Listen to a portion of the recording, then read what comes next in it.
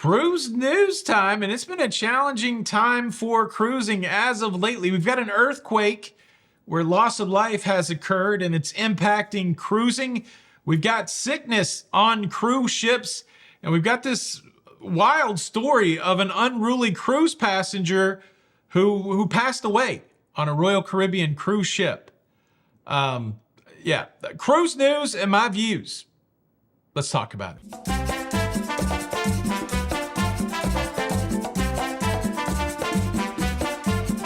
Hey, what's up, everybody? Welcome to Lido, Loca. I'm your host, Tony, here with the latest cruise news and views for Friday, December the 20th, 2024. And there's a lot of heavy cruise news out there. I've been out of pocket for a few days. I've been sick myself. I'll talk more about that later. And I've also just been posting some other cruise content from my adventures on the Sun Princess, my adventures on the NCL Bliss. I've really enjoyed sharing those cruising experiences with you. And it's been a little bit of a nice break from the cruise news, but as somebody who's followed the cruise news for so long, I tracked along with it this week. I saw what the other commentators were saying. So I've got a whole slew of heavy cruise news in the beginning, and then I've got some lighter stuff at the end. I've got a couple of those wacky Carnival cruise complaints and some other things that are not as heavy. I guess we'll just plod through the heavy stuff here at the beginning, and then we'll get to the lighter stuff so we can end the show on a more of an up note. First, let's talk about this guy, Michael Virgil. Like I said, I was sick a couple days this week, and I think I had food poisoning, honestly, but it was keeping me up at night. I was up in the middle of the night between Monday night and Tuesday morning, and I was just looking through YouTube, just trying to pass some time while I wasn't feeling good. And the algorithm served me up this story from a Fox affiliate in California about this unruly cruise passenger.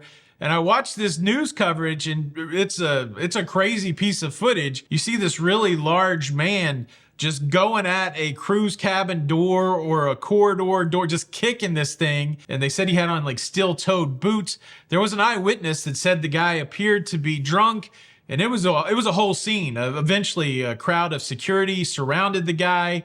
Apparently, they used zip ties and pepper spray or bear spray to subdue the guy. The whole event happening just hours after embarkation, maybe as little as 1 hour after embarkation. And that's the way that story ended between, Monday night and Tuesday morning. And then the whole next day goes by, and, I'm up again between Tuesday night and Wednesday morning about 3 a.m. Same Fox affiliate, the algorithm has served me up in my YouTube feed, and it says unruly cruise passenger passes away. And so, there's not a lot of detail to this story. I've seen a lot of speculation and those kind of things, which I'm not a doctor. I don't really know how things like this work, so I won't speculate. But somehow, after he was detained, about an hour after he was detained, he passed away. Now, the family told that Fox affiliate or some sort of media news outlet that he was sedated, that Royal Caribbean had sedated him during the detainment.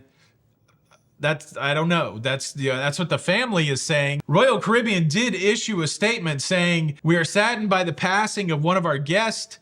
We offered support to the family and are working with authorities on their investigation." The authorities that they're working with is the FBI. So this has now turned into an FBI investigation of how this passenger that was incredibly unruly on embarkation day who passed away. I'm assuming at some point we'll know what happened. There'll be some sort of autopsy or blood work or something like that. But what a sad situation. I think he was cruising with his child and his wife, family members. It's Christmas.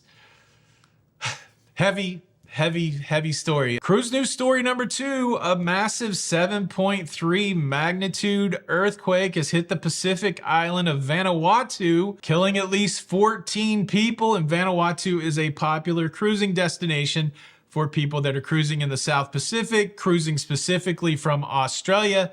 And because of this tragedy, because of this earthquake, there will be cancellation of cruises. Obviously, it goes without saying that the loss of life and the impact to Vanuatu way more important than some canceled cruises. But here we are talking about cruises. Royal Caribbean, Carnival Cruise Line, P&O Australia, and Cunard, they have all altered itineraries that were scheduled to go to Vanuatu through the rest of December. Building destruction, landslides, all the stuff that goes along with earthquakes. It's Christmas. Yeah. Cruise news story number 3. We have the CDC issuing a report saying that we have had 3 official outbreaks of norovirus on cruise ships in December of this year. 2 on Holland America Line cruise ships, the Rotterdam and the Zuiderdam, and then 1 on a Princess cruise ship, the Ruby Princess. There's some sort of algorithm, some sort of metric that the CDC uses for it to be considered an official outbreak. Just an example of the numbers on the Rotterdam, 83 of the 2,192 passengers had the norovirus and 12 of the crew members. What is that? That's 83 divided by 2192. Times 100. 3% of the passengers had norovirus on the Rotterdam. Again, there's some sort of formula that the CDC uses. This brings the official count of norovirus outbreaks on cruise ships in 2024 up to 14. Now, I didn't go to the doctor or anything for the sickness that I was having, but I did come off of the Sun Princess on Saturday. I felt fine on Sunday, but then Monday I woke up feeling very poor. Stomach cramping, lots of visits to the bathroom. It felt like food poisoning to me. Again, I didn't go to the doctor. I don't know that it has anything to do with the Sun Princess. A lot of times when people come off cruise ships, they have the cruise crud. Jenny B, who was on the Sun Princess, she has a different kind of not feeling well coming off of that cruise. That's a pretty common occurrence. You go on a cruise ship, you're not usually around multitudes of people, and then you are around multitudes of people, you pick up something here and there. I did have some bad stomach stuff for a couple days, and it took 3 or 4 days to get over it. A reminder, when you're out in these public and communal situations, there's all kinds of stuff going on. Got to wash the hands. I'm pretty good about washing my hands, but you never know. You touch something, touch your face, and you got some sort of sickness. Certainly the CDC is tracking it, and then when outbreaks like this happen, there's a whole slew of procedures that happen on these cruise ships to go and make sure that things are clean and try to eliminate anything that's causing these outbreaks. So we will continue to watch it. All right, let's start that transition from the heavy to something a little bit lighter. Next story still has some heavy components to it. We talked about it a few weeks ago that Mexico was looking to implement a new $42 per passenger tax on cruisers coming to Mexico. And originally, they hoped to put that thing in place in January of 2025. As you can imagine, the Mexican government got some pushback from the cruise industry, who has invested a lot, brings a lot of people to Mexico. And now they've had the implementation of that $42 per passenger tax delayed until July of 2025. So you end up with a 7-month delay before that tax kicks in. And we've also had some clarification about that tax. Is it $42 per cruise port, per cruise passenger? Or is it, hey, I'm coming to Mexico for a week. Do I pay the $42 one time? Apparently you pay the $42 one time. So if you're going to Costa Maya and Cozumel and Progreso, all in the same week, it's $42 one time. It seems like this tax is going to happen. So that's kind of the heavy part, the bad part of it, but seems like it's not going to happen for a while, and it's not going to be per port. So, we'll end up paying it, right? It's not going to come out of the cruise line's profit. That new tax will definitely come to the cruiser. Then at $42, if you're just one person, maybe that's not the worst thing in the world. But imagine if you're a family of 4, trying to get your family on a vacation, that's $168. That's $168 more dollars that you got to tack onto your vacation that you didn't have to previously. That starts to add up. So it'll be interesting to see if this hurts the numbers to Mexico. But I tell you, the way cruising's going, I'd be super surprised if it hurts the numbers of people going to Mexico. And I guess we'll use that to segue into our next cruise news story. Carnival Cruise Line is reporting to the street today their revenue earnings for the fourth quarter. If you ever worked in corporate America, you got to report to the street. I hated that lingo because a lot of times I worked in corporate IT. A lot of times long-term planning took a back seat to whatever showed the best numbers for the quarter. So you might have this great long-term strategy that made sense financially, that would be a better play for people using IT services, for example. But if it didn't show returns in the quarter that it needed to show returns, nobody was interested because you got to show good numbers to the street. I'm sorry, I just had a flashback, and I did watch a video today on coffee badging, which had something to do with people still not wanting to return to the office in corporate America. And it made me so very, very grateful that this is what I get to do for a living. But with all of that, flashback to my corporate life out of the way, let's talk about some of these Carnival numbers. Carnival reported a quarterly revenue of $5.94 billion. $5.94 billion, which was about what the analysts thought they were going to get. The analysts predicted $5.93 billion, but it's good profit. And then what happens during these financial calls is you got like the CEO and the CFO, they get on the phone with the analyst and the stockholders and they say, hey, here's what we're expecting. Demand is up. They are expecting one of the best years ever in 2025. They expect to make more money, more money, more money. I think it goes without saying that I'm not a financial analyst, but in my simplistic mind, this is what I think about it. There's still some debt to pay off, but the cruise companies are making more and more money than they ever, like record-breaking amounts of money. They're starting to return to the growth that they saw prior to the shutdown. That debt's going to get paid off quickly, and you're going to continue to see the cruise industry thrive. Demand is at an all-time high, and the amount of money that you can spend on cruise ships keeps going up and up. The different experiences that you can have on cruise ships. You could cruise at this level, or you could pay more and cruise at this level. You could cruise on this cruise line or this more expensive cruise line. It's funny. I had a conversation with somebody the other day. We were talking about premium cruising or ship within a ship cruising. And somebody asked me like, well, when a cruise line, and most of the cruise lines do it, Princess has a suite area, Royal has a suite area, Norwegian has a suite area, Celebrity has a suite area, MSC, they all have these exclusive areas that if you pay more money, you can get into. And somebody said to me, man, don't you think that the cruise lines are setting up a scenario where it's the haves and the have-nots? And that kind of just blew my mind, because I can't imagine anybody that's going on a cruise vacation not realizing the very simple fact that if you're going on a cruise vacation, you're in the haves. There's just going to be different levels of haves. There's going to be like, entry level haves and then high elite haves and all that stuff. But if you're going on a cruise vacation, please don't ever go to somebody and go, oh, poor me, I'm on a cruise vacation, I'm a have not. Have you ever been anywhere else in the world? There's a whole conversation going on right now whether crew members should get 1 day a month off. Think about that. I know the crew members sign a contract. They willfully go to work on a cruise ship. Many crew members say it's one of the best opportunities that they have to earn money for their lives and their people back home. But in the have not conversation, are you really going to be like, oh, poor me, I'm on a cruise ship, I'm a have not?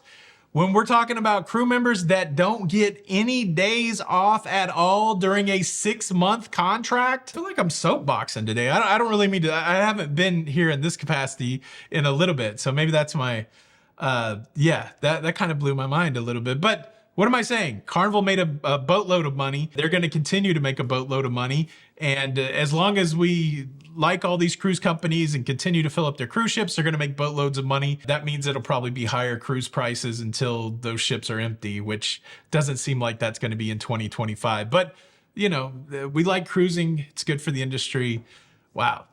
Reporting to the streets. All right. Have we got to the levity yet? Have we got to the light part of the show yet? Let me hit you with 2 crazy Carnival complaints. One of them I couldn't really find documented anywhere, but I watch everybody. And yesterday I was watching Derek on Island Time, and he had a really good catchy thumbnail, like drama in the Carnival dining room. I don't think he used the word drama. I can't remember, but I was like, yeah, let me click on that. That sounds good. This is a crazy story. So he tells the story, and Derek's a good source. He tells the story about, and I tell you, this is a good example of why I don't like sharing tables with strangers. The stranger danger. 2 couples share a table in the main dining room. They're sitting there and they're enjoying their dinner together and they're having a conversation. And the one couple, and they don't talk about politics and they don't talk about religion, but they still have a falling out. One couple asked the other couple what they do for a living, And the people that got asked said, hey, we're farmers. We raise cattle, and I think they raise sheep or something like that. And I think they raise cattle for beef. And when that came out, the couple that inquired as to what the other people do, they got up and they went to the maitre d' and said, hey, we would like you to move this couple from our table. They took ownership of the table. We would like you to remove these people from our table because they're vegan or they're vegetarian or they're very against the whole eating of meat, and they were offended. They were offended by the cattle farmers, cattle ranchers, the cattle people, the beef it's for dinner people. What kind of gumption is that? Like, why don't you just move on your own? Why don't you just excuse yourself and say, hey, that's cool, we'll see you later, and then just request a different table the next night? No, they got to go and try to get these people expelled from their table. That's a crazy complaint, number one. And then number two, I don't know why Carnival keeps getting hit with these military personnel that are upset. I said it in the last time I talked about it, I feel like just a few days ago, that Carnival is really good to people in the military. They do a good job. They give a discount. They have a big ceremony. I think I read some statistics somewhere that they service, because this is maybe one of their talking points, they service more military personnel than any other cruise line. I think that's, I'll have to, somebody fact check me on that, but I believe I've seen that in a press release or something like that. But look, in a case of you can't please all of the people all of the time, there was somebody that wrote in, apparently a military service person or a former military service person, and accused Carnival of not respecting or caring about or caring for service people not because of like a mistreatment of the colors, not for some sort of making a guy take off his service hat, nothing like that. Upset with Carnival.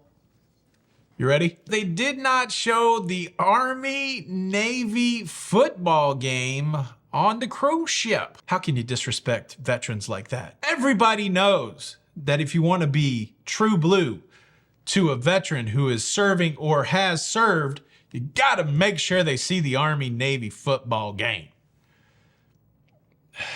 The wild thing and the irony of all of this is, we live in a free country because of the service and sacrifice of individuals that will fight for our country, that will go places and protect freedom.